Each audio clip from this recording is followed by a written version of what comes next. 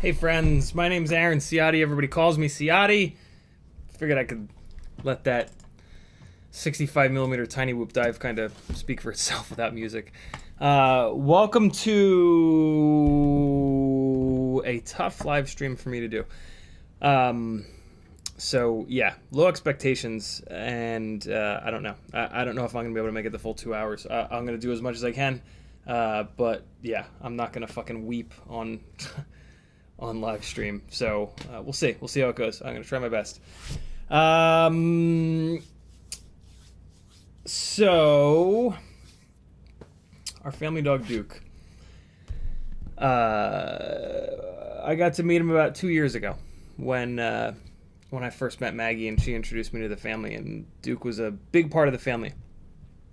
You know, like when I came in to Maggie's life, it was Maggie, Sage, Azalea, and Duke, and you know, the four of them, like they were a family, straight up, 100%. And Maggie used to always call, Maggie has always called Duke the world's best good boy. And initially I was like, well, you know, everybody loves their dog, but it very quickly became very obvious that Duke kind of really was he just kind of was the best. And like, I know that everybody thinks that their dog is the best, right? But I've had dogs over the years. I've had cats all my life, and every once in a while you have an animal that really kind of is the best. For me, that was Beta. Beta the test cat. I had him for 12 or 13 years, and he really was the best cat ever. Like, people would come over and hang out and just be like, yo, this is the chillest cat ever. And he was just different. He was just a different cat, and Duke was a different dog. Smarter, more wise, almost like there's a person that's been reincarnated that's in there. Yeah, that was Duke. Duke has reminded me of Beta quite a lot over the last 2 years. Just a lot of like really human characteristics, and like, yes, we as human beings, we place human characteristics on everything, right? Like even inanimate objects, we characterize them with human traits. But yeah, sometimes with animals, like it's a little too real. like they just kind of look at you and you can kind of see it in their eyes, and that was Beta. And that was also Duke, and we knew he was getting old. He was 12 years old, and he had an enlarged heart, and he had like a little growth on his side, and he was getting a little scraggly, starting to stink a lot. And so yeah, we've known this year that like we gotta put our time in with Duke, right? Like get the most out of it, because he's getting older. But a couple of weeks ago, he started having seizures, and a really good friend, two really good friends of ours that are a couple, Aaron and Michael, their dog started having seizures about a month or two ago, and so we followed along with that whole thing. And a couple of weeks ago, they had to put their dog Panda down because he just wouldn't stop having seizures. So we'd seen them go through it, and we just, you know, without like absolute absurd amounts of money, like there's not a whole lot you can do. You just try to make them be calm, and there's some medication, but the medication is not like forever. And yeah, the seizures started happening more frequently and more frequently and more frequently with Duke. And Wednesday, it got really bad. During the day Wednesday, I don't know, for some reason I just kind of saw the writing on the wall, which is why I canceled the stream earlier than I normally would have. And I hate that I was right, but I'm glad that I wasn't like live streaming while this was all going on. And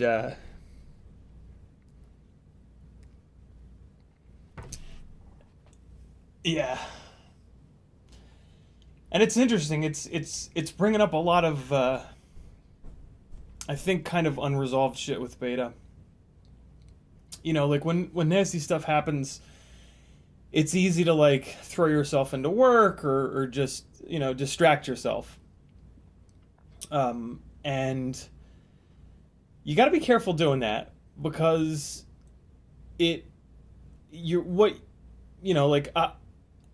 justify it and we say like, well, I got work to do. I don't have time for this or whatever. However you justify it, I can't handle this. You know, you can turn to drugs. There's all kinds of shit you can do.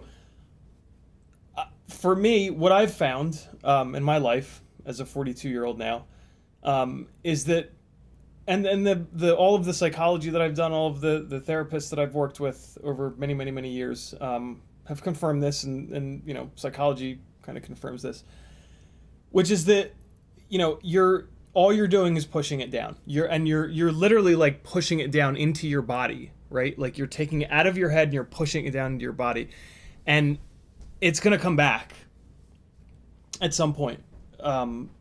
And so you really need to like grieve it, and you really need to feel it, and you really need to give yourself the time and not just cover it up with stuff, in my opinion and in my experience. And so that's where we're at right now. We're pretty firmly like in that period, and it's really rough, because like, you know, with Beta, like it was just me and him, and it was super hard, and it was super sad, and it was all like here, it was all inside me. Of course, the people that got to meet him were sad, but it was mainly just like me. It was just me and him. This is different because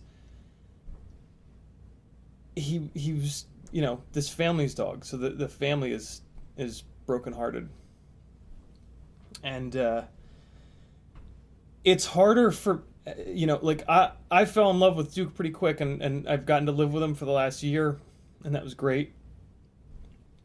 But like a year is not a lot of time, and it's crazy. Like I was destroyed with Beta. I was just broken after Beta. Like he was my best friend, and he was with me through everything. The end of college, living with people that turned out to be shitheads, getting kicked out, having to like figure out what I was gonna do in Cherry Hill. Like he was with me through a lot of shit, and he was always there.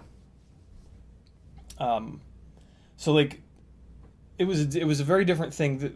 This right now, the hard part is seeing Maggie and seeing the kids, and like I feel so bad for them, and it's wild. It's very different.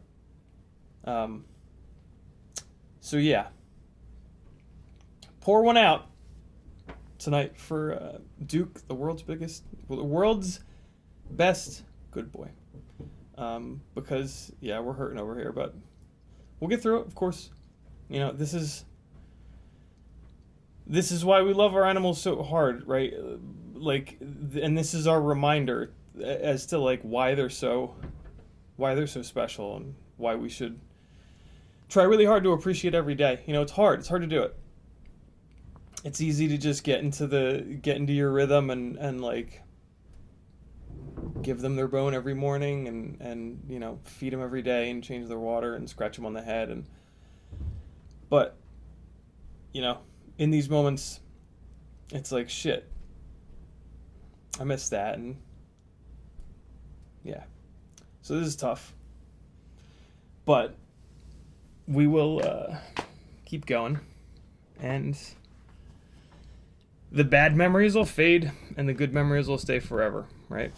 And that, you know, with like this whole situation is bringing up some stuff with Beta, but it's not that bad. And I don't cry about Beta anymore. I cry about Duke, and it just reminds me of like some stuff with my experience with losing Beta, which is interesting. And yeah, the memories that I have of Beta, you know, I have thousands of images. So when I had Beta is when I was really getting serious into still photography and lighting, and he was just like my test subject. I didn't have many friends in South Jersey, so he was he was my best buddy. So I kind of sort of learned to light with that cat, and so my Facebook is just filled with images and memories and everything of Beta. Freeloger, thank you, brother. I'll get to that I'll get to your comment in 1 second.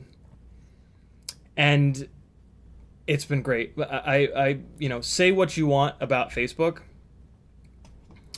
but Facebook memories are just one of the greatest things to come out of the internet, as far as I'm concerned. And I'm so glad that like I used to be so active on Facebook, because every single day, every day, 365 days a year, every single day, in my Facebook memories, there's some like amazing stuff and you know, looking at images of it puts me right back into that period of my life, and that's a gift, man. That's pretty great. And damn near every day there'll be a picture or a post or something about that cat, and I don't feel any of the pain anymore. It just makes me smile. So yeah, we'll get there. Duke will be the same way. Maggie's Facebook is exactly the same as mine. Every day there's something with Duke. It's just filled with pictures and stories and videos and just funny shit with that little dog. And so yeah, we're lucky. We're lucky to have had some really good time with him, and he had pretty nasty anxiety, and the seizures really turned that on. Like he would be a basket case when there was fireworks or thunder, but the seizures took this anxiety to a whole different level, and he was just miserable, and you can kind of tell he was confused, and like every time a dog has a seizure, I guess probably people too, when you have seizures you get a little bit of brain damage, and he was having more and more and more and more. So yeah, Maggie made the very compassionate decision, but the really hard decision, and he's not in pain anymore. You know, he's able to rest, and over the rainbow he goes. So pour one out for my little homie. I'm gonna miss that little guy. A lot of you got to see him. You know, every once in a while when Maggie would be out, he would come running around down here, and he would always be willing to jump up on my lap, and this little head would be right here, and he would just and yeah, he was a very unique little guy, and we miss him like hell. But it's interesting, right? Like you almost want to be like, man, I wish I didn't love that dog so much, because it would make right now so much easier. But that's silly, you know, like getting that magical animal and spoiling them and spending time with them and all that. It's totally worth it. Like the extra amount of pain at the end is totally worth it, because you know, a couple of weeks from now we'll be completely over this. Whereas I got to live with him for a year, know him for 2 years, and Maggie and the kids got to spend 6 or 7 years, I guess, with him. Maggie was his third owner. So yeah, hug your pets. Don't take for granted like every day with them.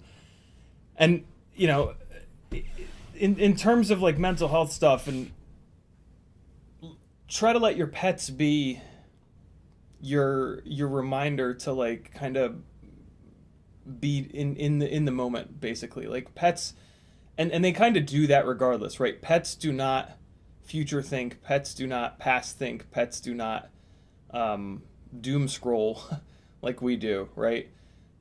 So let your pet be your moment every day, where it brings you into like the present, the actual present. It's called present moment awareness. They're really good with that, because they live right now. I'm hungry, give me food. I need pets, pet me now. Like they're just in this moment right now all day long. So yeah, try to let them be your reminder, because you'll live a better life if you live more in the present moment. Especially if you've got mental illness shit. Those of you that do will understand this. You spend a lot of your day thinking about the future, planning shit out for no reason, obsessing over stuff, thinking about mistakes you made. And so yeah, let your time with your pets every day be it's a form of meditation, really. It's the whole point of meditation, is to try to get out of the future, get out of the past, and get into this current moment right now. And to do that, you have to let everything go. You know, I know it just looks like people are just sitting there like this. Nobody actually sits like this. That's just in the movies. But it looks like you're just, you know, sitting there motionless and still, but in your head, you're letting things go. You're letting the thoughts go. You're trying to empty your mind out. And when you empty your mind out, you're in the present, because your mind is filled with, what am I doing next week? What am I doing here? What do I have to do with this? What did I do? Oh, I hope that person didn't get pissed off because I forgot to email them. So, yeah. I think no matter what, pets improve our lives just more than we could ever imagine. But if you're a little bit more mindful about it, that you can really learn a lot from them about that kind of stuff. So, yeah, make your life a little bit better.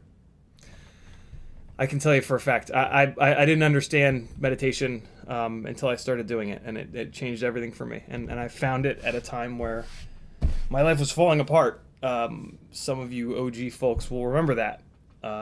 And yeah, it works, man. Go figure. Like, probably about 50% of the earth has a daily meditation practice. Maybe less than that. Maybe a third. But millions and millions and millions of people have a daily meditation practice.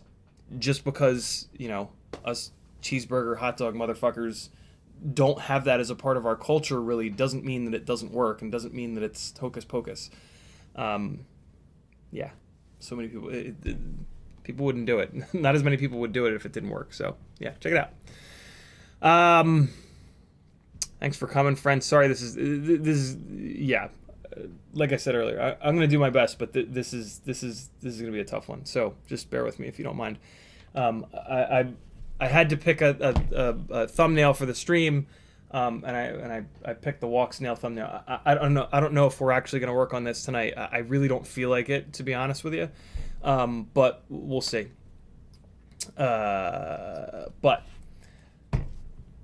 this is my full-time job. If you like this, if you like the normal live streams, this is not a normal live stream, but if you like every other live stream up until this point, head on over to CiottiFPV.com. Looks like, I think CMYK dropped the link to it. And there's a million different ways you can support me on there. I'm completely crowdfunded by you beautiful people.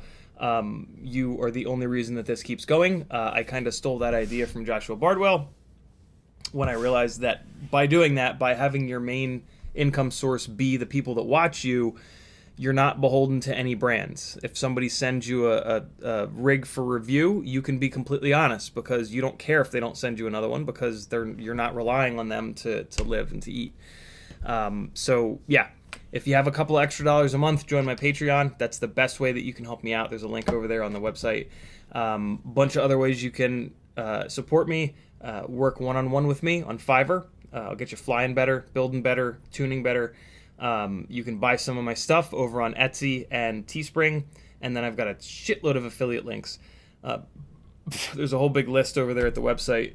For the most part, if you're ordering something on the internet, somebody's got an affiliate link. That somebody is probably a content creator. It's not an easy job. It's not all rainbows and bunny rabbit farts. So yeah, help us out. Think of your favorite content creators when you're ordering things online, and see if you can find an affiliate link before you check out. You have to hit them every time before you check out. A lot of smart people have changed their bookmarks to the affiliate link so that when they hit their bookmark, it just automatically drops the affiliate code.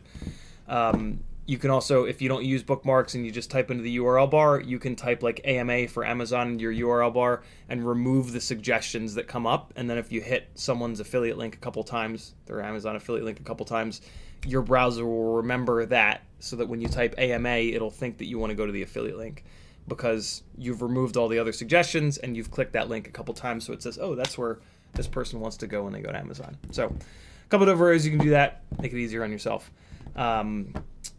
Yeah. In the chat, Frank Nicholas was first, Hockey Rounds was next, Fire, Mike, Rob Axelson, RT McKinney, Troy Prelog, Hockey Rounds again, Big Fran, RT McKinney, Kevin Sumner, Rock Crawler, where are we at? CMYK, Douglas Otwell, Slow Entropy. Slow, I haven't seen you in a while. Good to have you back. Layman Board, Flush FPV. Stream Elements is here. Troy, Layman Board, RT, Bob Bruce, Michael Blade, Volusia, Paulie Shortcuts, Kenny Kobe, Face Gator, Professor Biohazard, Riot 9, Kevin Sumner, Brad Peck, Freelojo, Huckleberry, Earthwalker, Ramdonko, Sunset Park, Marcel Off Axis FPV, Ramdonko again, Hendrix Freakazoid, that's a name right there. Matthew Karam, Explode, Scott FPV. I think I got everybody. If I missed you, sorry. Come to the next stream, post something in here, and I'll give you a shout out. If you want to talk directly to me in the chat, all you got to do is type CiottiFPV. It'll light up an orange like this for me, and I'll know that you're talking to me. Fire Mike tagged me and said hello all. Troy Prelog says sorry for your loss. Thank you, dude. Rock Crawler says so sorry to hear this. Thanks, man. Northern Tier says howdy gang. Heard the news. Sorry, man. Thanks for streaming. Hope it helps a little. CMYK says what's up, gang? CiottiFPV. And he dropped the website link. Thank you, dude. If you guys need graphic design, CMYK is your guy. Most of my artwork has been done by him. He's an amazing human being and just does great work. So, yeah. Bob Bruce says, how's it going, everybody? My condolences, my friend. Very hard losing a furry family. Yeah, it is. Michael Blades tagged me with a little wavy guy. Face Gator says, what up? Riot9 says, dropped off Patreon for now. Lost bank card, back soon. Well worth, at least in my honest opinion, 11 cents a day. Going beach flying later. Stay strong, everyone. Sounds good, Riot. Kevin Sumner says, Beta sounds like my cat. Jack flipped a bunch of cat haters. He's currently 17, battling cancer. Although we had good news recently, heading towards remission. Very cool. Love to hear that, man. Hockey Round says, well, love you both here for the ride. Thank you, brother. Pauly Shortcut says, poor run for Duke. Happens to all of us, bro. Life sucks sometimes. Take time to mourn, even if you got to cut early. Yeah, we'll see. Should be all right. We'll see. RT McKinney says, virtual shot of 25-year-old Scotch toasted Duke. Freeload Joe FPV with a $10 super chat. Thank you so much, brother. He says, I know the feels from both you and the family have been there. Yeah, most people have. Most people have lost animals. Not to minimize that in any way. Thank you, Fire Mike. I'll get that in 1 second. Not to minimize that in any way, but people that have had multiple pets will usually there is just always like that one. Like everybody I've ever run into that has had like 3, 4, 5, 6 different pets, they've always got that story about that one that was just different. Yeah, when that one goes, it's just like getting hit in the head with a hammer, man. It's just so nasty. And like, yeah, the pets that are kind of a pain in the ass, if you lose them, it's just like, whew, sometimes, like, but the magical ones, it's just nuts. It's just nuts. Ramdango says, good point. Scott FPV says, I lost my husky, Misunka, that I have for 13 years. He had seizures also. Last few months are very hard to watch. Yeah, it's one of the hardest parts is like, you know, you want to have empathy and you don't want them to suffer, right? But you obviously don't want to make the wrong decision. You don't want to like jump the gun and like, because maybe there's some other pill that they can take or something, right? And then there's usually the financial aspect of it, of like, you know, the vets can do a lot, but it becomes just absurdly expensive. Beta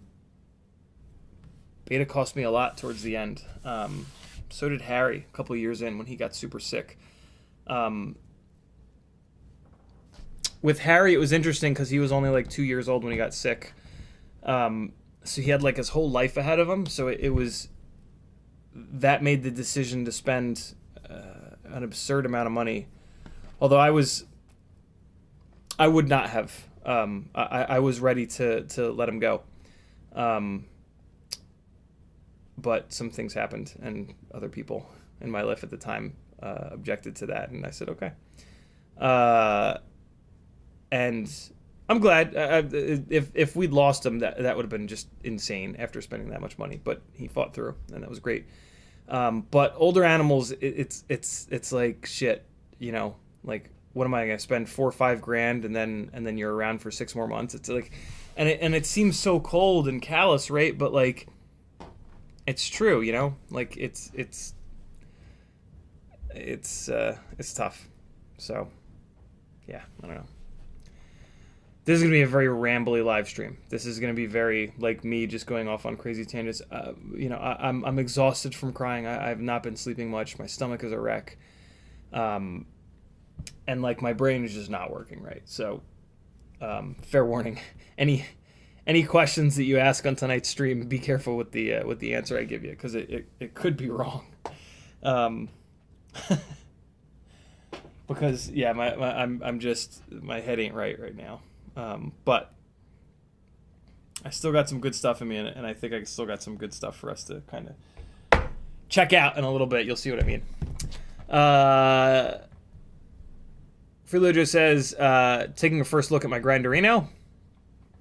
RT McKinney says, normal isn't as much fun. Seeing the human side of others is a good reminder for all of us. Very true.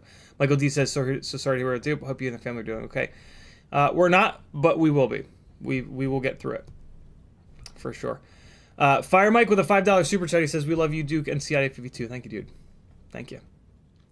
Nani FPV says, what's going on, everyone? Hello, CiottiFPV. Michael D says, question, does the wire gauge matter for battery leads? It does. There is basically 5-inch freestyle. You want 12 or 14 gauge, I think it is. Joshua has some... Joshua did a little bit of testing with this. So if you search his channel for like wire gauge, I'm sure you'll find it. Basically, the easiest thing to do, to be honest, is to go onto a retailer's website and search for their XT60 and XT30 leads. They will have pre-soldered XT60 and XT30 leads. Just look at the wire gauge. You're going to find with XT60s, you're going to find 12 and 14 gauge. I think it might be 14 and 16, but jump on there and take a look. You'll find it. Or I can just look right now. So this is 14 gauge here. And then, yeah, so 14 gauge is the most common for XT60s. If you're building like a really powerful rig, you can maybe go to 12 gauge. I doubt that it'll help. But yeah, 14 gauge for me is the sweet spot. If it's a lower powered XT60 rig, you can go up to 16 gauge very easily, which really does help for smaller ESCs, which are typically the ones that you're going to use with, you know, a less powerful rig. This XT30 is on 16 gauge. That's pretty big. XT30s probably are not going to benefit from 16 gauge at all. You're probably... I don't think the connector is going to be able to hold up to the amount of Oompa Loompa that 16 gauge will pass through. So yeah, I'm going to say XT30, you want 16 or 18 gauge just to be safe. Or do whatever the hell you want, and the test and the real long and short of it. So the gauge in wrap it all up.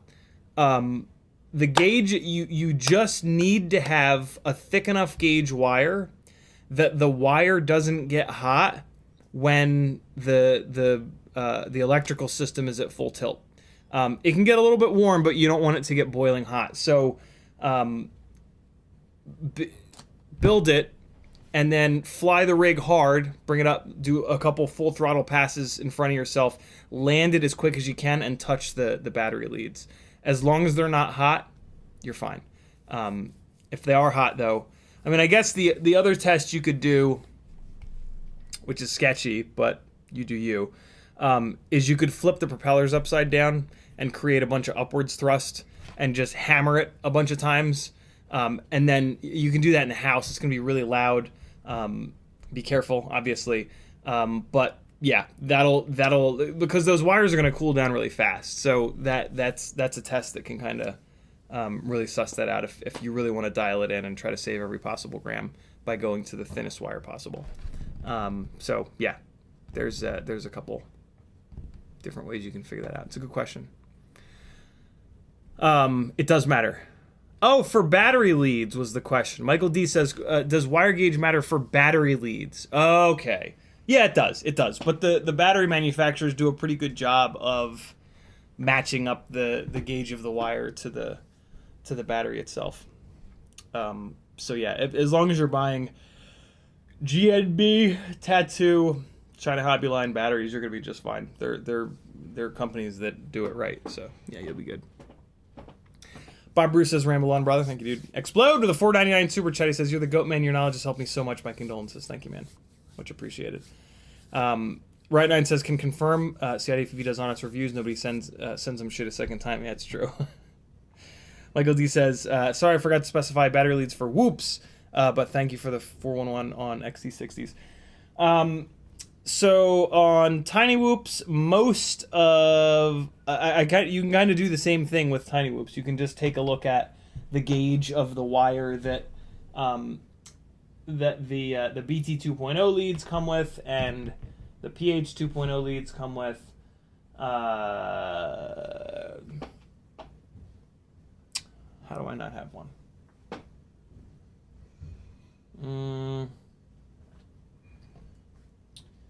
Does this tell me here? No. Oh, here we go. Here we go. Let's see.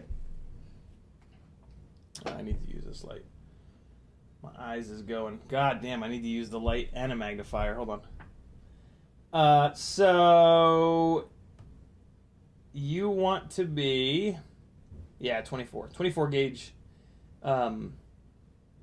24 gauge if you want to save a little bit of weight. 22 gauge if you want to absolutely make 100% sure that the battery lead is not any kind of a bottleneck. So 22 or 24. And that's with a BT 2.0. If you're going to go PH 2.0, you can probably bump those up to a slightly thinner wire. Yeah.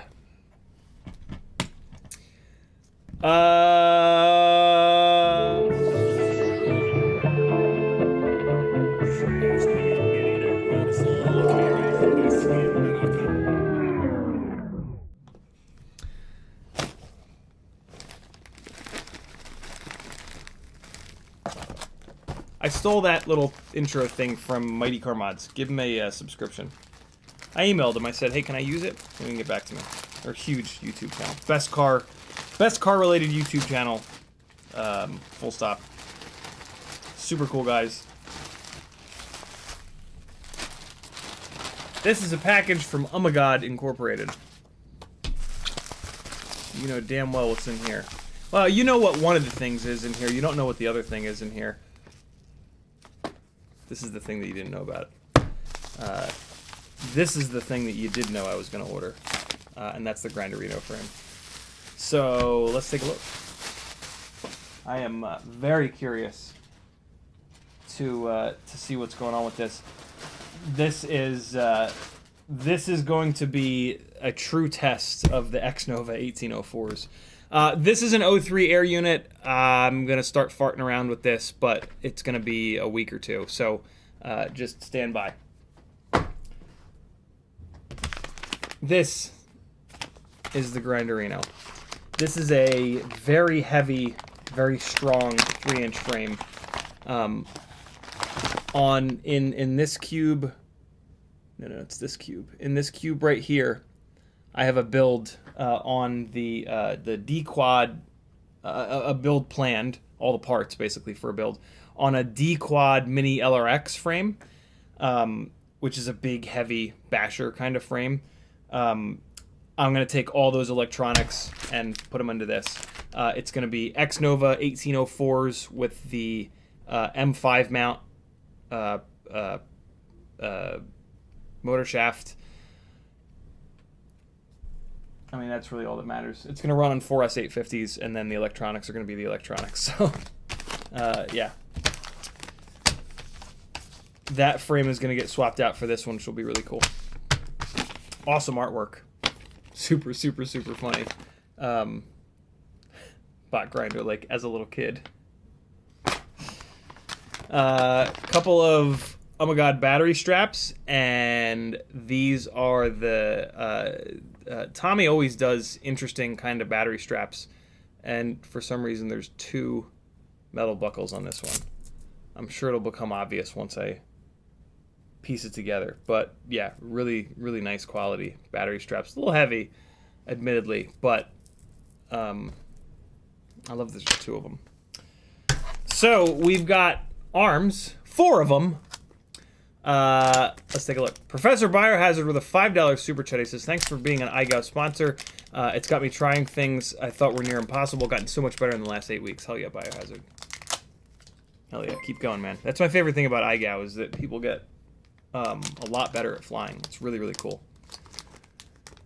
So let's have a quick look at these arms. One of the great. I think it's safe to say that these arms have more protection, more motor protection than any micro frame other than my own that doesn't really exist.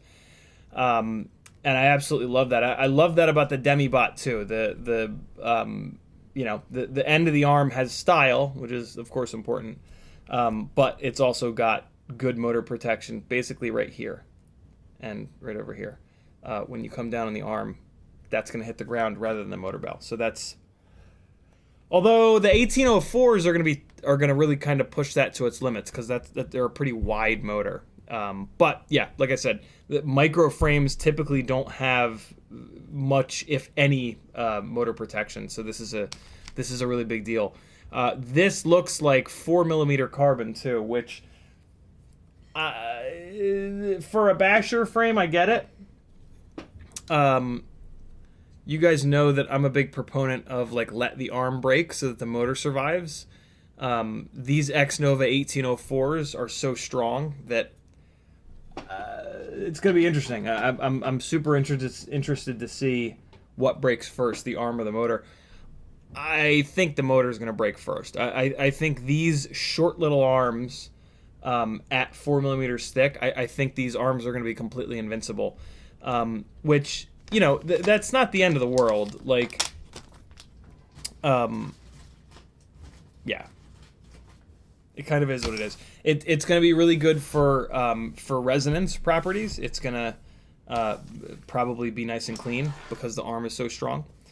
But I'm always very on the fence about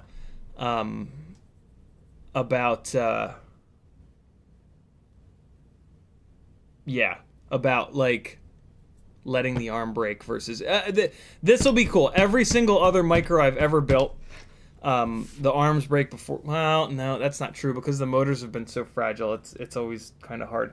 But what I will say is the X-Nova 1804s have a 3mm motor shaft, and they are stupidly strong. I've never broken one, and so.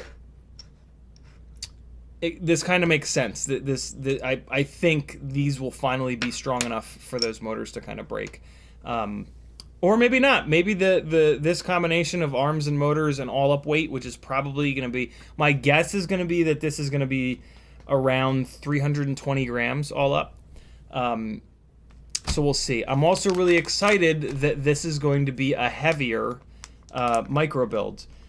Because I really do like the way that they fly. I usually add weight by going to a bigger battery, but yeah, this will be interesting. I'm actually really excited to get this thing built. So it's not gonna happen fast. This will probably take a couple of weeks to get built, but yeah, this is gonna be really fun. So we've got a top plate, and if we take a look, I wonder if this slots in somewhere. Does it slot in there, maybe? Nah, that doesn't connect. We'll see. We'll see what the deal is with these arms. Big, thick top plate. Is that 2mm or is that 3mm? 2mm, okay, good. 2mm thick top plate. Nice setup of cutouts. Tommy has designed a lot of frames. He knows where to and where not to put cutouts. There's a good amount of carbon around pretty much all these holes, other than the front holes. Not the hole is pretty close to the end of the carbon here. But what's nice is there's the 4 front standoffs. Technically speaking, I really prefer micro setups, micro frames with just the fronts and just the rears. I've never had an issue with top plates breaking from having the standoffs front and back like that. Putting the two extras here is going to box in the front, and it is going to make it a little bit stronger. It's okay. It's not the end of the world. It's definitely going to make the front end of this absurdly strong. And the other thing that's kind of nice that it does, that I will admit, is having the 4 mounting holes here allows 3D print manufacturers and designers to design much better mounts for this, right? We're going to be able to have an Insta360 Go 2 mount that bolts up just like our Session and GoPro Hero mounts, right? So that's kind of nice. That's a nice little benefit of having the 4 on here. Hell, I'm sure that there will also be GoPro mounts designed for this. And 1804 3500 kV motors on a big pitchy 3-inch or 3.5-inch prop will pretty easily carry around a GoPro. The main problem with the flight characteristics in that situation is going to be you're going to have a small prop area, a small parachute, and you're still going to be carrying around a lot of weight. So when you come off the throttle, it's going to fall out of the sky. It's not going to have any float. But alternatively, when you throw it over something, it's gonna cover ground. It's gonna come off throttle and carry its momentum really, really well.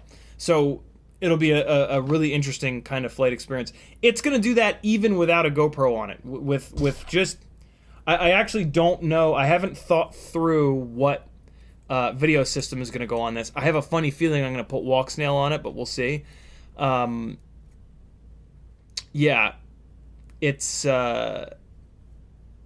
I'm pretty sure it's going to be 300 plus grams, not too much over 300, but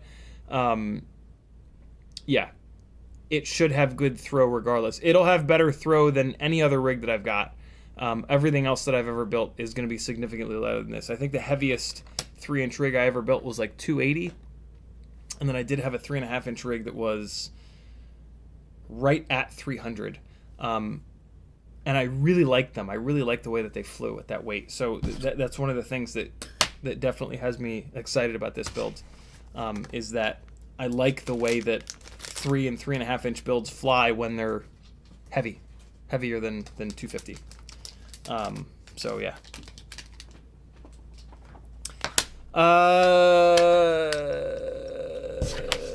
What else do we have? We've got a split base plate, which is pretty cool. We've got I'm assuming this is the rear part, and this is the front part. Yep. So this is the front, and this is the rear. Let's open these guys up real quick. So, yeah, this is the rear. You know what? This is the frame that I'm going to put the V2 Walk Snail stuff on. That makes a lot of sense. Because this has 20 by 20 mounting, and so does this in the rear. So yeah, this, as long as it fits, and I have to assume that it will, I think this is where this V2 avatar setup is going to go. And that'll be cool because I'll get to check out the regular camera versus the pro camera. Shout out to Rotor Riot. I won this as well as a set of their Fat Shark goggles at Rampage, so that's where that kind of came from. And yeah, I think this is a perfect kind of home. Plus, you know, I'll get all the clickbait juice from actually doing a build with current parts. Most of my builds are filled with old, discontinued parts because I have a lot of parts here, and things get discontinued very quickly in FPV. So yeah, and I know a lot of times like people ask me like, can you please use something? Can you please do a build with like more current stuff that I can buy? I'm like, well, no, but thanks for asking. So yeah, this is the rear part of the split base plate. It's got the rear section here, which has got 20 by 20 holes and 25 by 25 holes, kind of nice. And then this is the middle section here. It looks like, okay, so it's got, I think this is 20 by 20 here, but then out here is the AIO 25 by 25. So yeah, either mounting front or rear. No surprises there. I mean, every single frame basically has that nowadays.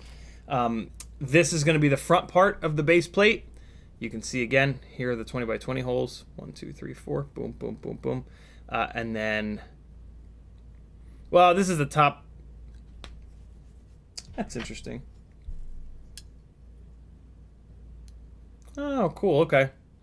So, yeah, there doesn't need to be 25 by 25 holes on this. This is going to sit like that. You just need the 20 by 20s because we're going to pass those screws through. The 20 by 25, you can see here, is just going to go through. So this is going to be on the bottom, and this is going to be on the top. So yeah, the 25 holes will just go straight up on the outside. But if you mount 20 by 20, you know, so that's interesting. So if you go 20 by 20 on, let me see here. So that's going to come in there. Ah, I see what they did. I see what they did. Very cool. So yeah, Tommy did isolate the 20 by 20 bolt holes with this slot in the arms. This slot will allow an M screw to pass up through here and be isolated from the vibrations going on in the arms.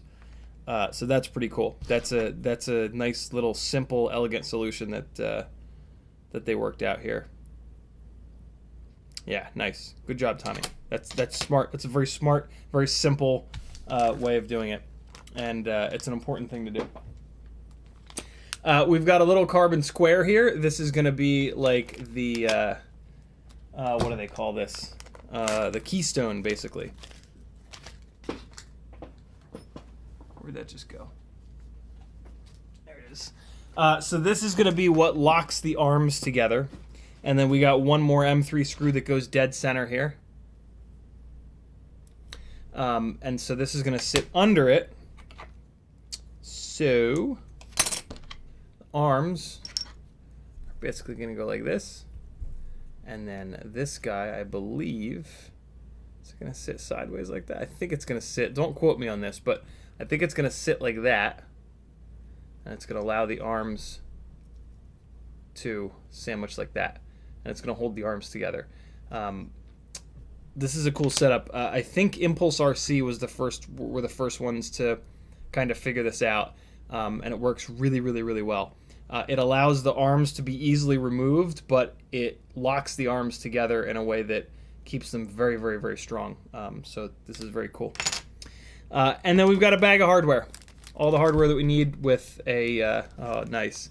A little piece of green purple grip light. Rad. And one of Tommy's stickers. Very, very cool. So we got big old M3 standoffs. I absolutely love that. I'm so tired of frames using M2 standoffs. They're so weak. We've got a couple of TPU camera loops here. Good to go. And then just various hardware. No real surprises in here. A bunch of M3 hardware. There is some M2 hardware for mounting the BTX and stuff like that. But, or if you do an AIO. It looks like if you do a 20 by 20 stack, you're going to use M3 hardware, which I absolutely love. And then the whole rest of the frame uses M3 hardware, which is really, really nice. So, yeah, really intelligent build. Pretty simple, which is a really good thing. This is the front bottom piece, and there's some pretty big cutouts here, which is nice, but they're very intelligent cutouts. You've got a lot of strength in this direction here. So this is going to be the chin of the quad, and when it smashes down, it's going to put a bunch of energy through here. But yep, of course he did. Tommy's got the weave. One of the nice things about these split base plates is, I mean, just removable arms in general, is that you can put the carbon fiber weave on the base plate in this orientation, north, south, east, west. And then on the arms, you can also put it north, south, east, west. When you do a solid base plate, you have to pick. Either the arms are strong or the base plate is strong. When you do removable arms, you can yeah, you can have the best of both worlds in terms of the directionality of the carbon fiber strands. So yeah, this is going to be really strong in here, I think. You've got one solid run of carbon. You've got some serious cutouts here. That big V cutout. But you've still got one nice string of carbon fiber going between these two bolt holes here. This should be plenty strong. And then similar situation in the rear section. Very cool. Nice design. Nothing crazy. Nothing like insane and like experimental and like, you know, grommets in the base plate or any silly shit like that. This is good, solid, well thought out frame design right here. This is not a lot of frame. A lot of companies in general just kind of are jumping on, trying to get everybody to jump on the bandwagon, and they make wild claims and introduce weird shit into the frame design that's never been tried before, and they'll say like, you know, this is the best. This is the best. And it's like, how the fuck do you know it's the best? It just came out. This is not that. This is just good, solid, well thought out, well tested frame setup. I still have no idea what the extra little guy is on this. Let's do this. Let's go on to the website and take a look at how they have the battery straps mounted. Oma! Alright, let's see. New arrivals. Hey! No pictures of it with the battery straps on. Let's see if Google Images will find anything. Nope. That's okay. I'm sure I'll figure it out once I have it built. Or not. So yeah, that's my Oh My God order. ohmygod.com order. I also got a box from Tiny Whoop. Jesse very kindly sent me a replacement snowblower motor, which is very, very cool of him to replace the one that stripped out a couple of weeks ago. So this is awesome. I can get that that white this bolted onto that white frame. I do feel up to doing that. So maybe that'll be the bench work that we do tonight. Let me take a look at the holes on this one. Interesting. I think this motor's been mounted before, because there's a bunch of like dust and stuff on it. Interesting. This one should be fine. Take it easy, phone. Take it easy. It's all good. It's okay. Everything will be fine. So yeah, this is awesome. Get this on that frame, and then we can start doing some motor testing. So this is the one that's stripped. Let me take a red marker and mark up the bottom of this thing to remind myself that that it's stripped out.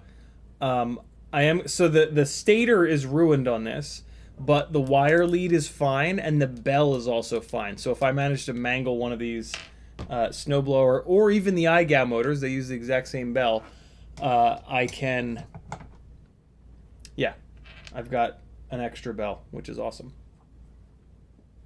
Throw that over there. But yeah, shout out to Jesse from Tiny Whoop for sending this over. That's very cool of him. And he sent some extra stuff. He sent a whole bunch of, I believe these are custom dyed, brushed. Who's made by? It's a Beta FPV frame. I'm gonna take a guess that these are Beta FPV frames. So if anybody is doing a brushed build, or if anybody has the parts and pieces floating around for a brushed build, let me know.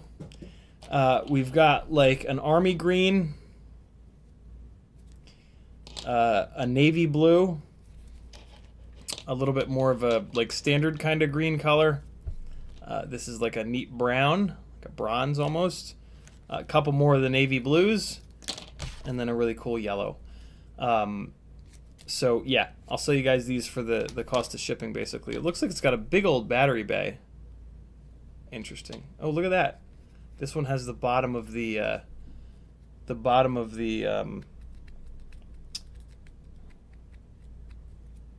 motor cups removed. That's interesting. So yeah, these will be going in giveaways, or if you got some brushless parts. And to be really honest, if you've got some brushless parts around, do a brushed parts around. Get a brushed build back together. It really, if nothing else, it really makes you appreciate the brushless rigs. But it's also just another flying tiny whoop.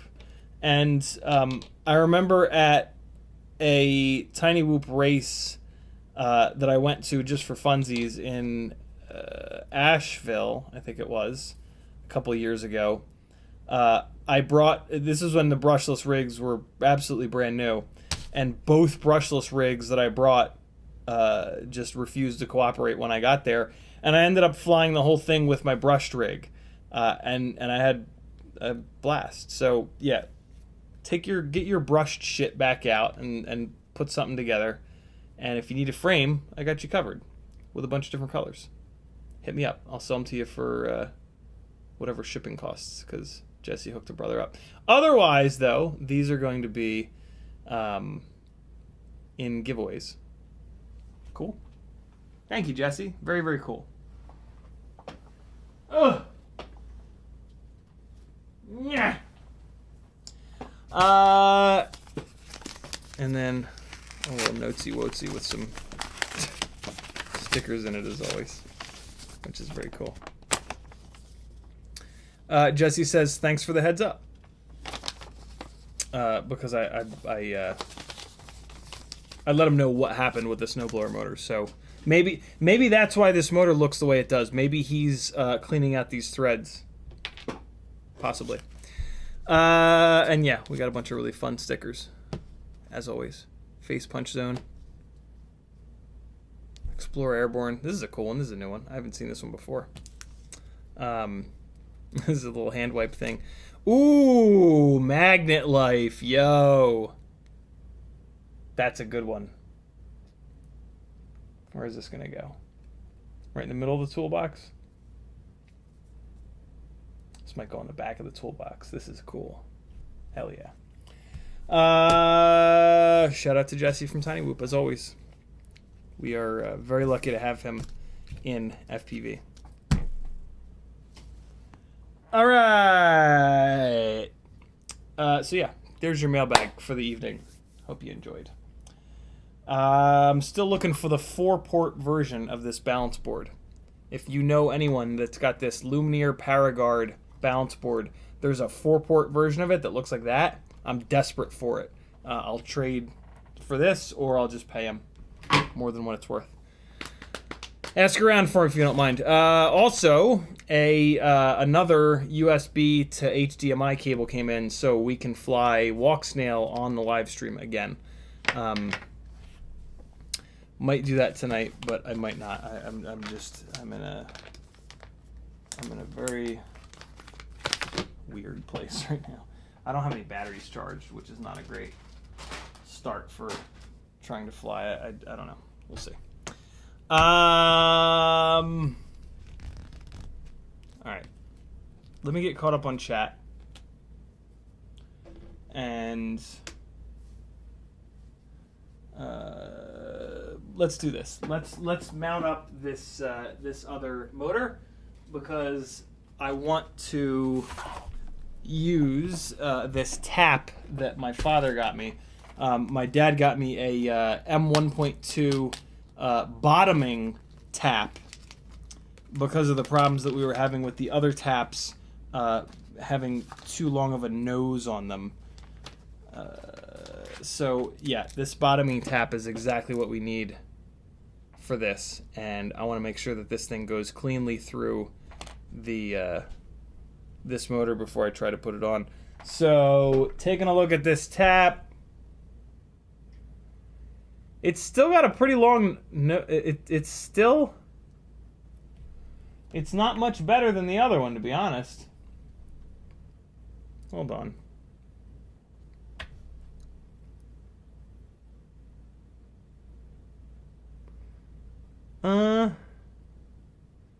No, maybe it's a little better.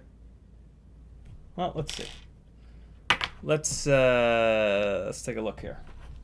So yeah, the issue is this white of this snowblower motor is powder coated, and when you powder coat, if you ever have any screw holes, you're supposed to put like a screw in them so that the powder coating doesn't get inside the screw hole.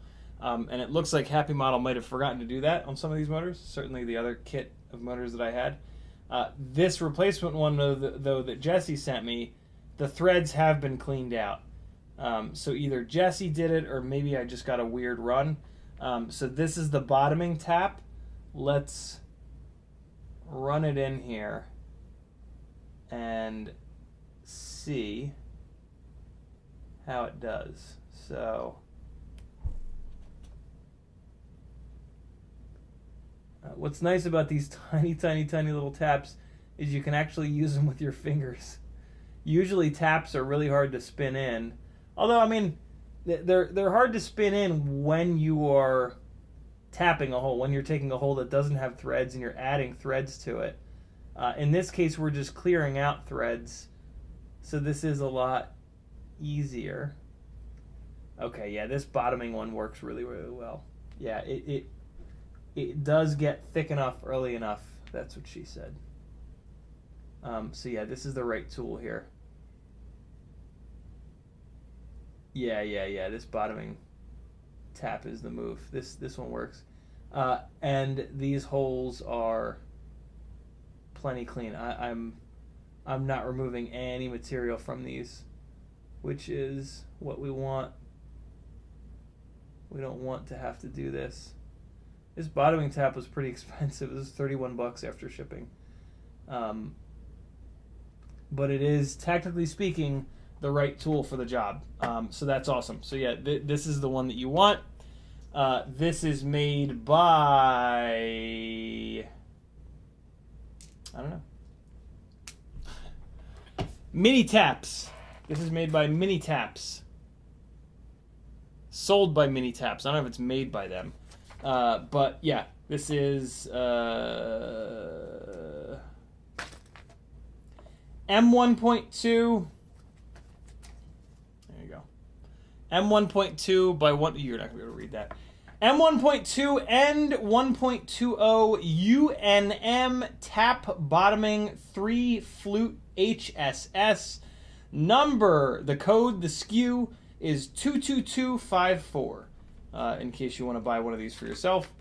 To be honest, I now have this one. I now have this one that I ground flat, and I have another one. If you run into this issue with your snowblowers, I will mail these. I will mail one of these to you, and you can use it and then send it back. So yeah, let me know if you want or need one of these, because you've got a set of snowblowers with janked up threads, and you can borrow it from me. That is totally fine. I'm actually going to put this one that I modified. I basically just ground down the tip of it. I'm going to put it in here because it works really well. It works pretty much as good as this other one. These are super precision machine little tools. That's why they're so expensive. So yeah, we good. Thank you, Dad. That was very cool of you to send that over. All right, so let's get this motor mounted up, and let's see how the let's see how it does. Let's see how the screws go into it. You guys might remember from the Whoop Wednesday or whenever the hell we did this that I was having a really hard time getting these screws in. Like, it was very obvious that that the motor was about to strip out, but there wasn't a whole lot that I could do because I didn't have these taps. So let's compare that to this one that we just cleaned out a little bit, but it really did come out of the box pretty much cleaned out. Like I said, I don't know if Jesse did that or if Happy Model did that and I just got a weird one, but all's well that ends well. Oh yeah, good to go. That is like totally normal motor threading jam there. There was like zero resistance. It tightened right down, and it also did not try to cross thread. The dead giveaway for me when we were originally doing it is that the screws kept trying to cross thread, which means that the threads are all junked up. Or there are no threads. I've had tiny whoop motors before where the threads did not get tapped in the stator base, and technically speaking, you just drive the screw in there really hard, and it'll create its own threads.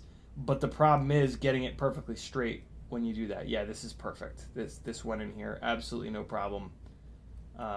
Zero resistance other than it tightening down against the plastic, and that's what we want. So we are good to go. We've got a 0802 25,000 kV setup with the 1.5mm motor shafts.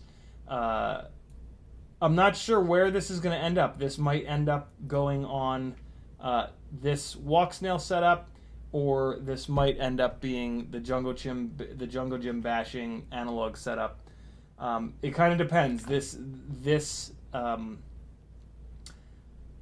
Yeah, it depends on how this thing flies with the extra weight. But I have to tear this apart because I'm going to swap the camera out. We're going to go to the lightweight camera and a simpler canopy. So yeah, we'll see. We'll see what happens with this. I'm not totally sure. But you'll be the first to know. Here's the box for the snowblowers. This is where I want to put the extra motor that I just threw across the roof. So let's go grab it, and there we go. All right, cool. So I'm going to save this snowblower box because it has that extra motor in it, and all is right with the world. Which is nice. This just looks good, man. Look at that. White motors on that white frame. It's pretty sexy. I secretly hope that this setup ends up being the Jungle Gym basher, because then I can do a clear Mobula 6 canopy, and I'll have a 75mm all clear ghostly rig. That'd be pretty slick looking.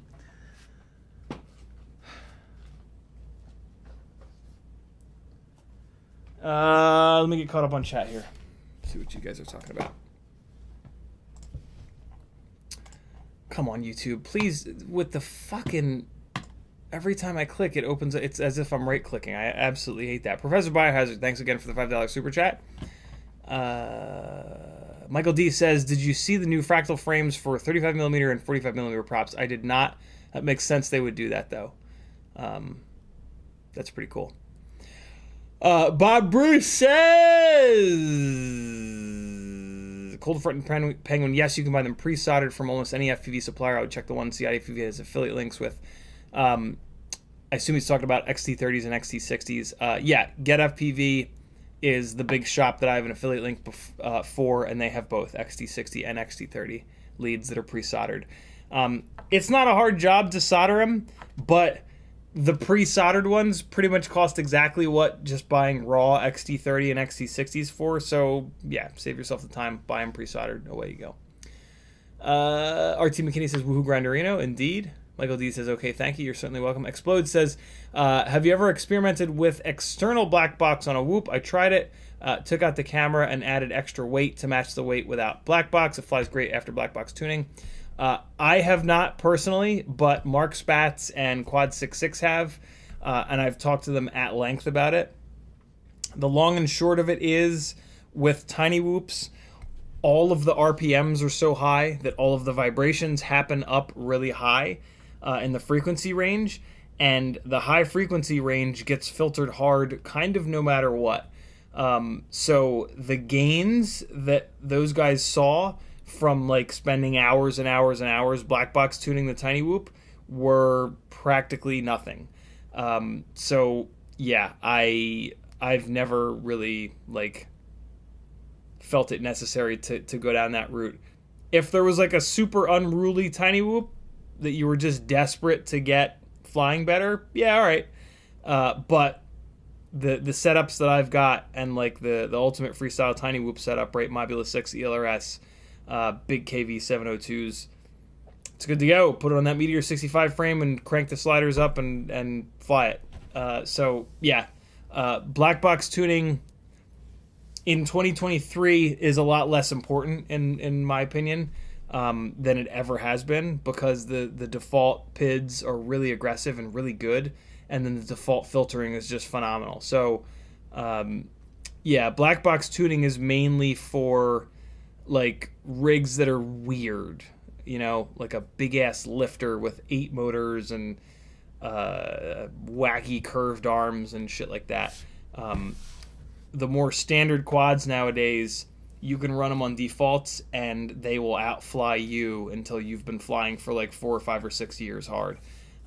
So yeah, I always recommend that you spend your time on the sticks rather than spending your time tuning.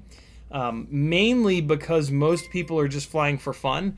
They're not really doing much of anything with their footage.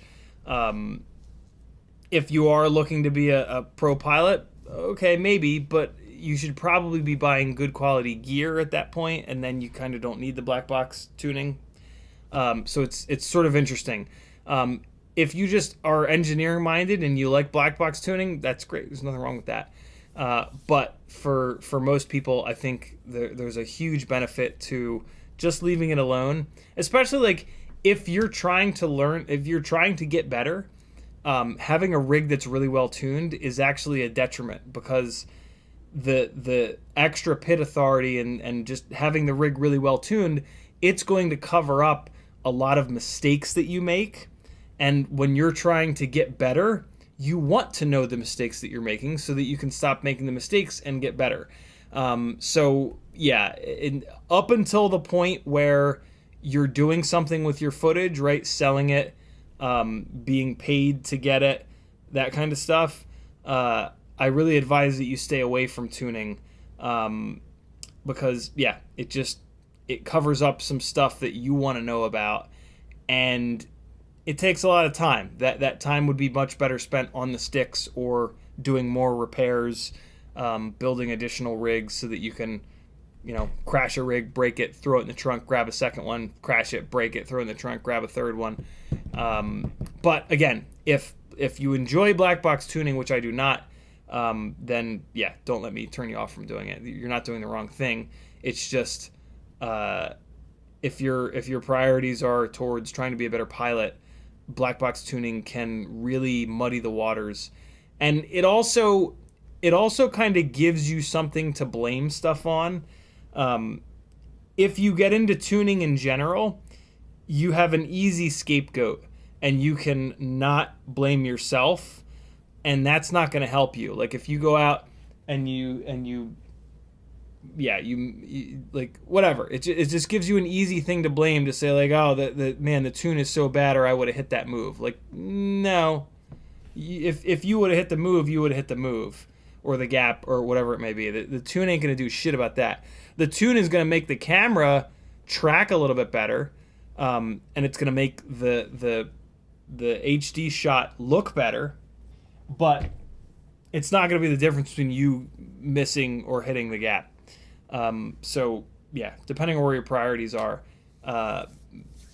careful. I speak from experience. Early days of FPV, I got kind of obsessed with tuning, and I would blame everything on the tune, and I would spend tons of time, this was back, we're going like 6, 7, 8 years ago now. And this is back when there were no resources on tuning. So to tune your rig, you just sat there and you plugged it into the computer and you increased one of the gains by 20 points. You went out and you flew it. You came back in, you plugged it into the computer again, you brought it down by 20 points. Like, it was totally just taking shots in the dark. And I wasted hundreds of hours figuring tuning out when I could have been on the sticks improving as a pilot.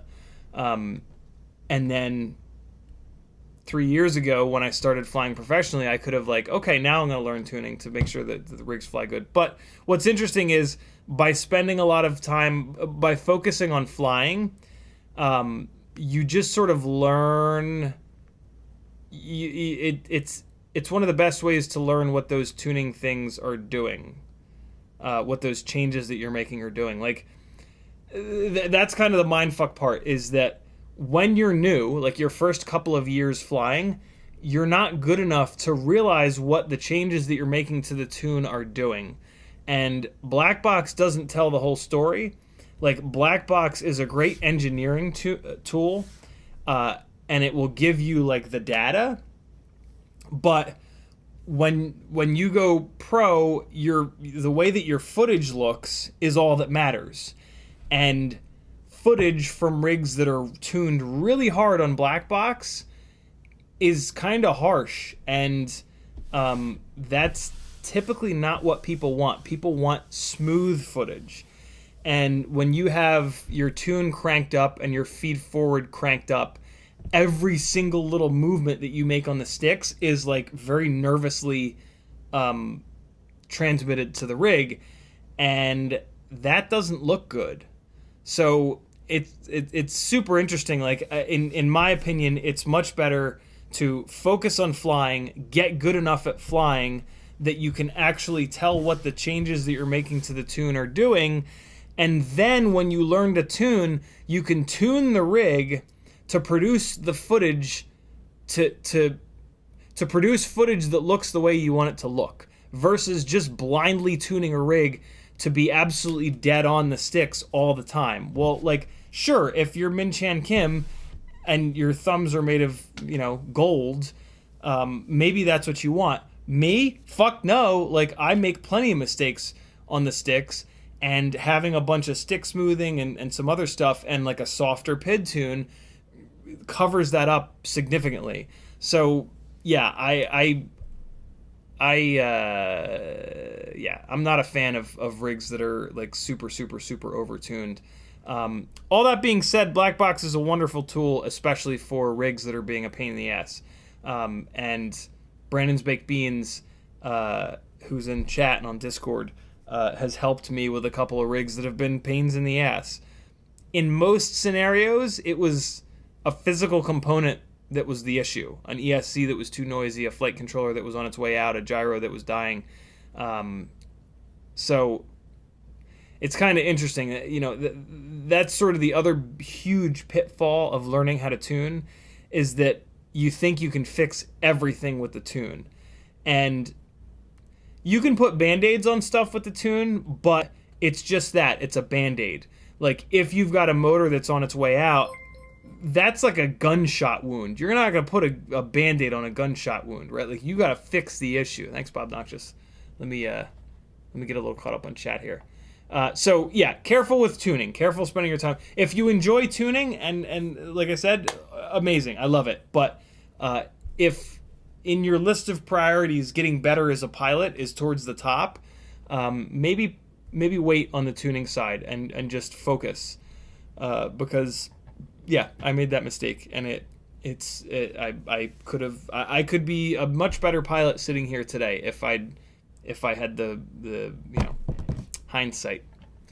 Yarb says he just made into Grinderino a 3-inch Ripsqueak transplant. Those Brother Hobby 1504.5s for now. 262 grams all up weight with an 854S and a Naked Vista. Sounds about right. 262. Okay. 1504.5s. So those Brother Hobby 1504.5s are extremely lightweight. That 4S 850 is not extremely lightweight. So yeah, I'm gonna run that same battery. I'm gonna run significantly heavier motors. And Naked Vista is pretty lightweight. I don't know. The Naked Vista might be about the same weight as this walk snail setup I'm thinking I'm going to do. So I might be closer to 300 than 320 looking at Yarb's build. Interesting. Bitterroot says, dude, just got here, so terribly sorry for family's loss. Thank you, man. R.T. McKinney says, the square is placed between those plates. It is indeed. Elmo Hawk says, why can't you have strong arm and body? You can. You absolutely can. I just don't think it's a good idea. The motors on a quad are the weak point. The motors are what breaks more often than not. So by having an arm that's infinitely strong, every time you crash inverted, the motor is going to take all of the impact. And what I've found, flying thousands and thousands of batteries on micros and 5-inch rigs, is that if the arm is too strong, you break more motors. Motors are $25, $26 each, and you have to solder them on. So it's a pain in the ass to swap a motor out. An arm is like $3, and you take like 5 or 6 screws out to swap them out. So I would always rather have the arm break and the motor survive. That is one of my favorite things about the glide frames. The arms are exactly strong enough where on most crashes you're fine, but on a crash that's hard enough to ruin the motor, the arm will break first. And when the arm breaks, it dissipates all of that energy, which is why the motor will then survive. So yeah, in my opinion, the arms should be a very specific, and it's hard to do, right? Like, how do you even do that? What makes it even harder to do is that everybody builds different. Everybody runs a different camera. The glide frame is brilliant for these session cameras because the sessions are light. A glide frame that's like 750 grams is kind of a nightmare. That's too much weight for it. A glide frame that's 600 to 650 grams is brilliant because the arms are just the right strength. And so, yeah, it's really tough to do. And that's one of like the metas of pro pilots that are willing to pay attention to the technical side of things, is that they will typically find a frame that is exactly well, like the meta is having a build that crashes really well. The end. That's the goal. Have a build that crashes really well. And that means for you, where you fly, how hard you crash, you can beat the shit out of the rig and crash the shit out of it, and it keeps going and going and going and going. And that's what the glide frames do for me. The way that I fly, the way that I crash, the all-up weight of my specific builds, all these things together, it's the perfect frame for me. Everybody is different, though. Everybody crashes into different materials. They crash at different speeds. They crash during different maneuvers. You know, I crash inverted a lot because I like to spend a lot of time inverted. I think it's a really cool view, having the world upside down. So when you crash inverted, the motors have a tendency to hit the ground. So yeah, it's very, very, very different. As you try different frames, this is what you want to pay. This is the big thing that you want to pay attention to, is how often does it break, and like, is it serviceable? And that's how you want to kind of dial in. You should absolutely not just like buy the frame from the person who's flying you like the best and just like blindly run that forever. You know, sorry, but everybody should have a setup of gear that's very specific for them and works best for them. And it takes a long time to do that. And you have to do that. Like, I can help you a little bit with it, but you have to do the heavy lifting on that one, because I don't know how you're going to crash or what your all-up weight is going to be. So, Freeloader says, just lower plates and arms are solid.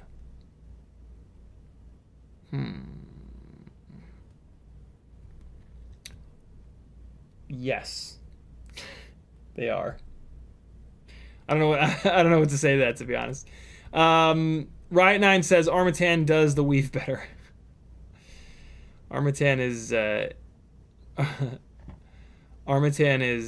is why we know so much about how to do the weave the right way, because they always do it wrong. Ram Donko says, why 4 ports good?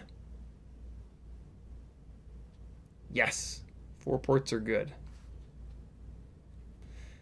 I don't know what that means, Ram. Tag me again and tell me more. Denzel the Terrible says, sorry to hear about Duke. He's having a good time over the Rainbow Bridge now. He is indeed. Denzel the Terrible also says, your dad is awesome. Do you think he will adopt me? I'm 46 and house trained. He has a hard enough time with me, I'm sure. Matthew Karam says, man, you got me addicted to make my second Ultimate Freestyle build, this time with the Moon Travelers. Very cool. They are just ridiculous. I've heard that from a lot of people. I've heard a lot of people that have done the Ultimate Freestyle Tiny Whoop, and they're like, yo, this is ridiculous. It really is. Ram Donko says, white motor wires for the white build. I don't have any more. Next time I do a Tiny Whoop order, I'll have to get some white motor wires. Yeah, you're right. You're right. It does need white motor wires. Good call. Bob Noxious says, follow the CiottiFPV.com link. It's listed there on Linktree. It is indeed. Bob Noxious with a $30 super chat. Thank you so much, brother, man. He says, love you, brother. Love you too, dude. Thank you. Very, very, very cool of you. Super generous. Kevin Sumner says, did you see the new GemFan 3630? I did indeed, but let's see if we can find it on the internet. I saw it a little bit ago. There it is on Banggood. They'll probably have some good pictures of it. Yeah, it's what I love about this is that it's the more current blade design, which yeah, I've been asking them for. I've been asking them to just use their 5-inch blade profile. Oh, sorry, I'm not sharing my screen.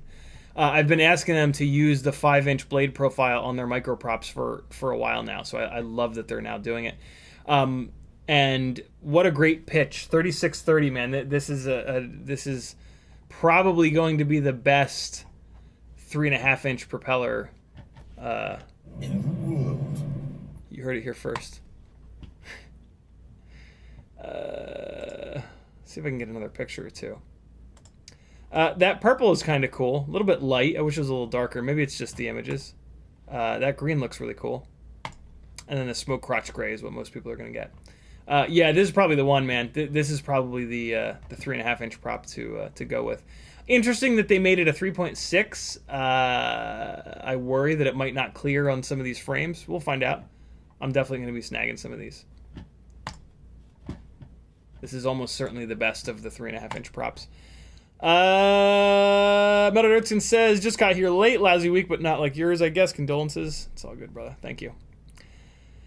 Rockcrawler FPV says, type his handle like this, that'll draw his attention. I don't know how to pronounce that. I'm just gonna say it as Psy. Psy is not used to small communities. That's kind of insulting, but that's fine. We are a small community. It's true. It's true. I'll try my best to not be insulted by that. Mutteritson says, the guy who does West Coast Throwdown bought Armatan, and they're in Oregon now. I guess I'm not allowed to talk shit about them anymore. Well, that's good. That's good. This is going to sound like a real dick thing to say, but sorry, it's true. The worst part about Armatan was the guy that was running it, Chris. He just refused to listen to reason and science and intelligence from the entire rest of the FPV community. So it's really, really, really good that Armatan's not... I didn't hear about this, but yeah, that's a really good thing that Armatan's not being run by Chris anymore, because he was a stubborn motherfucker that was just wrong. He was just wrong. And he was wrong over and over and over again. And like every single intelligent person in the FPV community told him this. And he just refused to... He just couldn't... I guess he just couldn't let his ego... he couldn't get his ego out of the way. And that's fairly common, especially in men. But it's common in America for sure. And it's a shame. But yeah. Freeloader says X-Flex is solid. I don't know what X-Flex is. What's X-Flex? Google says it's renewable energy related. I don't think that's what it is. What is X-Flex? I have no idea what that is. Ramdonko says 6 ports bad. Oh, you're talking about this. No, 6 ports is great. I just want it to be smaller. The 4-port version is smaller, and I want it for my travel setup. I'm always trying to slim down and lighten up my travel gear setup that I bring with me on gigs that are outside of Atlanta. So yeah. Bob Noxious says, if you would be so kind, new Patreon Psy has asked a question in general Discord. It's longer than 200 characters. Let's take a look. Come on, Discord. Open the hell up. Stop checking for updates. Oh my god, it's downloading updates. Of course it is. Come on! Discord. Do things. There we go. General nonsense. Here we go. Recently gotten into flying in general with lots of practice on 6S 5-inch. I think I'm ready to upgrade to the big guns of Tiny Whoops. I essentially went to the FPV Know-It-All shopping list for a build, your own 65mm freestyle that you curated. I've got it all built, but it flies pretty decently with the stock Mobula 6 tune, with some wash on decent yaw moves. Was curious if there's a pre-made CLI dump that I can buy for that specific build. There is not, or if I'd have to order a tuning lesson. Aside from throttle expo and motor limiting, I wouldn't know what else to change. Any amount of master multiplier makes the thing freak out. Cannot do a stable race mode takeoff with the stock tune.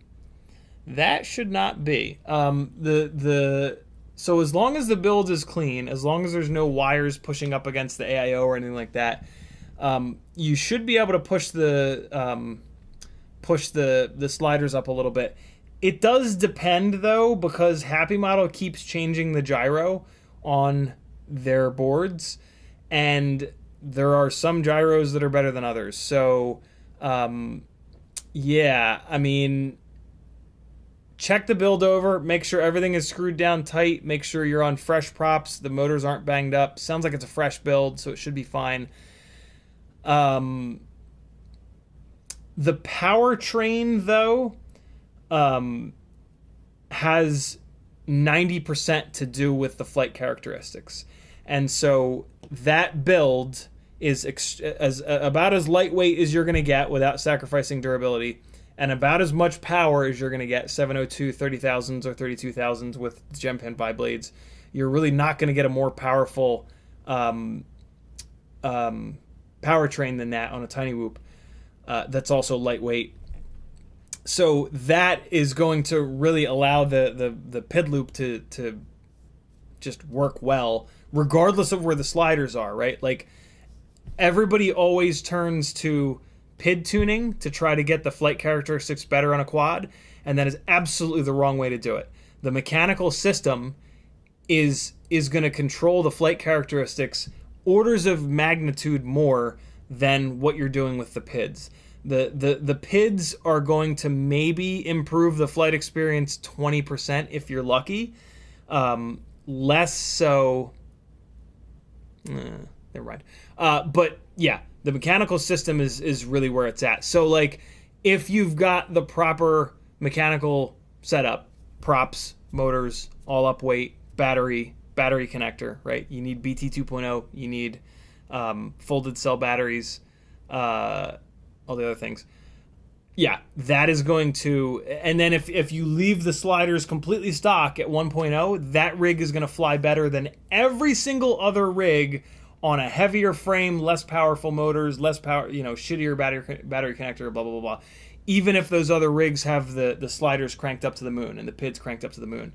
So if you followed the ultimate freestyle build that I did on Joshua's channel, yeah, you've got a tiny whoop that flies better than anything, even if you can't move the sliders up because Happy Model has decided to change the gyro again, and there's like too much electrical noise or whatever. Unfortunately, on tiny whoops, you can't really do anything about the electrical noise. You can't really add capacitors. There's just nothing you can do, right? This is the problem with AIOs. It is, in every sense of the word, all in one. It either works or it doesn't. So you're kind of in a situation where you would just have to replace hardware. And I know that sucks, but welcome to tiny whoops, unfortunately. And to some extent, welcome to FPV. I mean, there is a chunk of FPV that, like, you just can't fix some stuff. You just have to replace it. We demand all of our parts to be very inexpensive, which makes sense because we smash them into concrete walls all the time. But in doing so, in demanding that our stuff is inexpensive, the quality control goes to hell, and the materials that are used and the chips that are used are shit quality. So it kind of sucks. It looks like CMYK is dropping some Blue Jay knowledge on you. That could potentially be a part of the problem. So what I want you to do is go to esc-configurator.com. I'm dropping the link into the chat right now. Actually do this instead. It's a lengthy process, and I've completely sussed it out on a live stream. So you're going to come here. I'm just going to send you the link. But just so you know, you can go to anybody's channel on YouTube, and there's a little magnifying glass here, and that will allow you to search their channel and their channel only. It is extremely powerful. You're going to search for Blue Jay, and you're going to find this live stream here. Blue Jay 0.19, 0.18, 0.17 has problems. Revert back to 0.16 to fix. So here's the link. On this live stream, ooh, that was a hot fucking move there. On that live stream there, I completely break it down top to bottom for you. The problems with the new Blue Jay, how to fix them, where to go to blah, blah, blah, blah, blah. So watch that stream. You're going to want to backdate to Blue Jay 0.16. And yeah, that live stream is going to walk you through doing it. So backdate it to Blue Jay 0.16. If that doesn't help anything, basically you're in a situation where Happy Model has put a noisy gyro in. Well, no, it's not a noisy gyro. It's a gyro that needs very clean, a very clean electrical system. And with AIOs, you do not get a super clean electrical system, unfortunately. So yeah, it's, I wish I had a better answer for you. Believe me, I do. Because at some point, I'm going to have to buy one of these new AIOs that has the more sensitive gyros on it, and I'm probably going to run into the same problems. But they fly pretty damn good with the sliders at 1.0 because the mechanical system is as good as we've ever gotten it. So, yeah. You can also, I mean, make sure that you haven't taken your filter sliders and pushed them way the hell up. If you have, move them back down. You know, you can even just put your filter sliders at 1.0. You'll always get better flight performance with by focusing more on your PIDs, focusing more on increasing your PIDs than focusing more on getting as little filtering as possible. So if you've pushed your sliders up from 1.0, bring them back down, and then that should give you a little bit more. That'll add filtering to clean up the electrical noise, and that will typically allow you to push the slider filters to the right to get more PID gain in there. But yeah, that's all I can kind of think of there. Mother Earthson says everybody should check which gyro is on their Happy Model AIO. I have 3 of them: 1 MPU, 1 BMI, 1 ICM. Yeah, I can almost guarantee you that Psy has one of the newer Happy Model boards with the ICM 26A something or other, which is the worst of the gyros.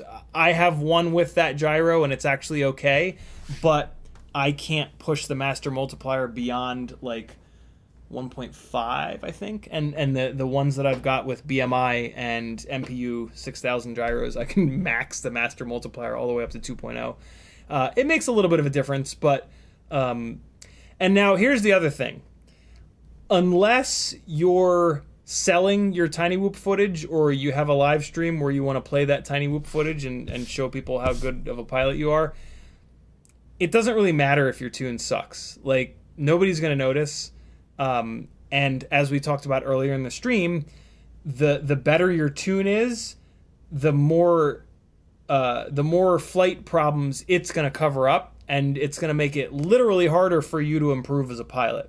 So having a Tiny Whoop that flies like shit is going to actually be like swinging with a weighted bat, and you're going to get better as a pilot sooner, quicker.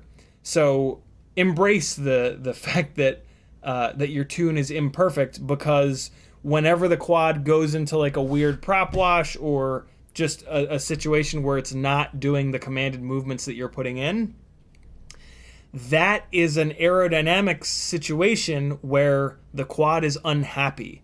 And if the PID loop covers that up, when you go on your live stream and 1,000 people watch it, sure, your flight footage looks better.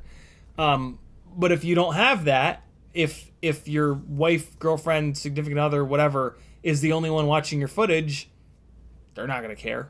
They're going to be dizzy from you doing so many goddamn snap rolls anyway, and they're just going to be waiting for it to end so they can go back to their life. So yeah, having an absolutely dialed in tune is something that like everybody is like so desperate for, but it doesn't matter for 99.9% of people. And it actually hurts 99.9% of people. So keep that in mind and spend your time flying rather than tuning, in my opinion. So yeah, there's that. Keep that in mind. It's hard to wrap your head around that, and it's hard to believe it when people say that. But look, the pro pilots are the ones that say that, and pro pilots are the ones that have flown the most and typically know the most. So you got to kind of just listen to them. Every single pro pilot can take a rig with a horrible tune and fly it in a way that the footage looks fantastic. That is one of the things that we learn over tens of thousands of batteries. And it's a really important thing to learn, because when you put your rig into an aerodynamic situation that's bad, it eats, and the tune is good, it eats up a whole bunch of battery power to fight off that bad aerodynamic situation. So those of us that have flown a billion batteries, we've seen that, and we've learned how to not put the rig into that situation. We've learned how to spin the thing around, and instead of sitting it perfectly into its own prop wash, we've learned to kind of come up and then down and just spend as little time as possible in the scenarios where there's dirty air. And that is a skill that you need, especially if you want to be a pro pilot someday. You need to be able to do that, because there's going to be a situation where you fly halfway around the world and you're at a completely different air density, and all of a sudden your tune is wrong and the rig flies like ass. But you don't have time to fix the tune. They need the shot now, so you need to fly around that and produce footage that is not wobbly all over the damn place. So yeah, it's something that's really, really, really important. So focus on your flying for sure. When the quad does something that you didn't tell it to, that's your sign to figure that out and figure out how to fly around that. And maybe someday Happy Model will start using good gyros again, and then you can crank the tune up. But yeah, for at least your first few years, 2 or 3 years, I would say, do not focus on tuning. It is the wrong order of operations, and it will make your job improving as a pilot significantly more difficult. I know that because I did that. I am your cautionary tale when it comes to that. Stubby says, any special treatment plan for the Grinderino? Not really. I mean, it'll be super. I'm pretty sure that I'm going to do the walk snail V2 setup on it. And that's pretty fancy. So yeah, this is kind of special. But it's going on X-Nova 1804 motors, which have been out for a long time, and I've been screaming from the rooftops that they're the best motors, the micro motors that exist. So that'll be great, but pretty standard kind of stuff. Nothing totally insane. Sai says, I just mucked up my Nano 3 cam crashing earlier. It's all blurry and out of focus now. Ordered 2 spares. Yeah, if you hit the Nano 3 hard enough, you can separate the lens from the PCB. They tend to be, and I've beat the living hell out of mine. If you want them to last forever, you could technically run, I think there should be room. This doesn't have one, but you can probably run a little bead of like epoxy around where the lens attaches to the PCB. Keep it real thin. It won't need much. That would make it pretty much invincible. They're pretty cheap though. You just keep buying them. CMYK says, I still don't focus on tuning. LOL. Yeah, like literally, unless you're selling your footage or using your footage to try to convince other people to watch your YouTube channel, there's really no reason to spend any time tuning, to be honest, especially with how good the defaults are in 4.2, 4.3, 4.4, 5. So yeah, that's kind of cool. 9 minutes left in live stream. I guess we're not doing anything with this, which is fine. I'm really, really, really not in the mood.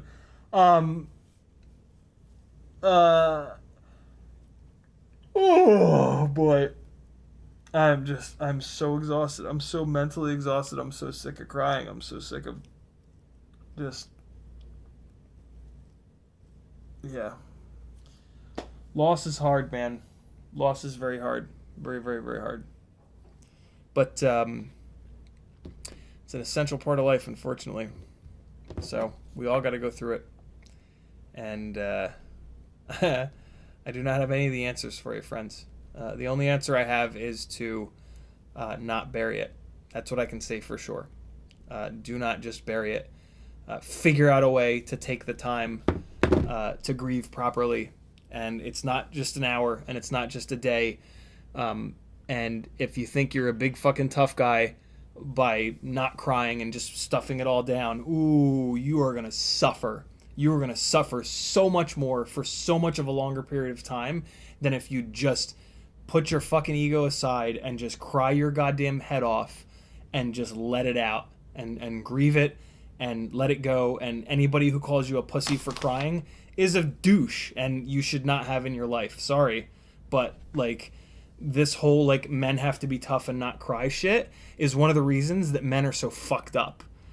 And as a gender, we're pretty fucked up, guys. Like most, like more than 50% of men are pretty just train wrecks, and it's a systemic thing.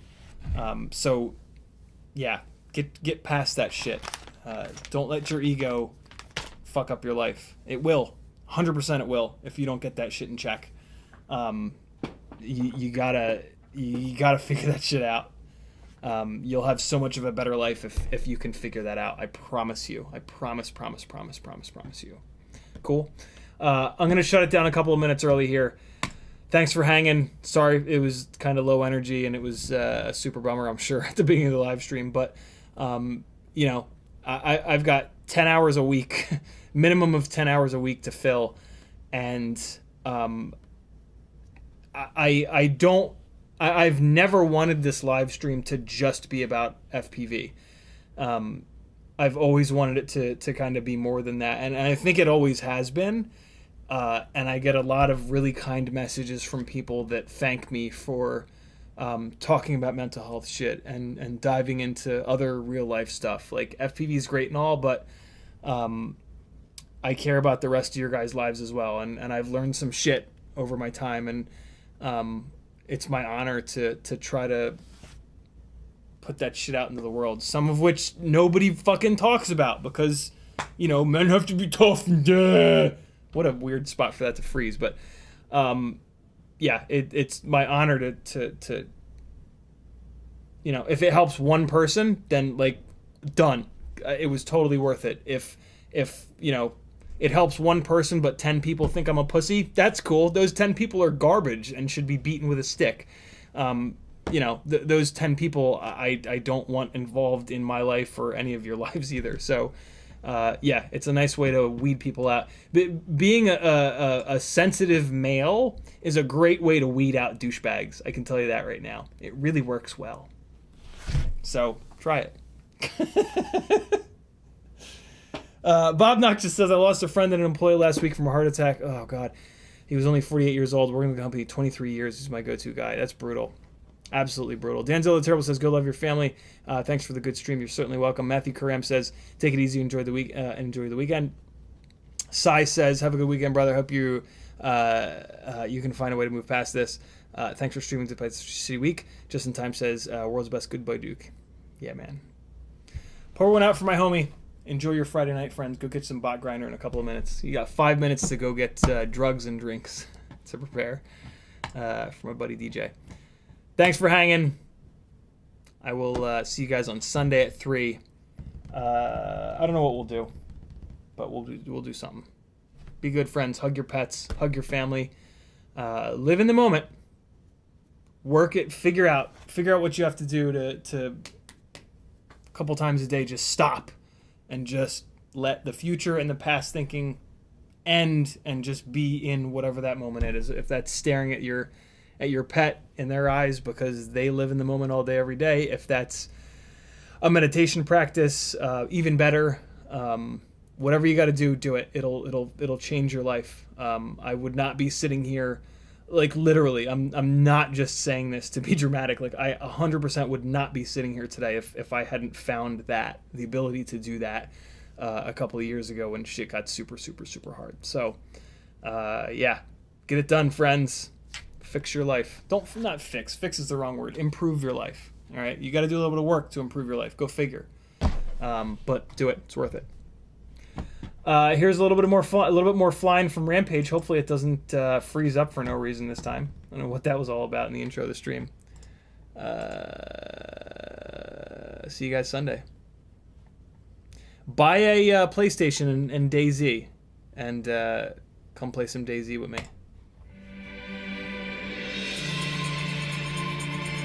This could be a good song.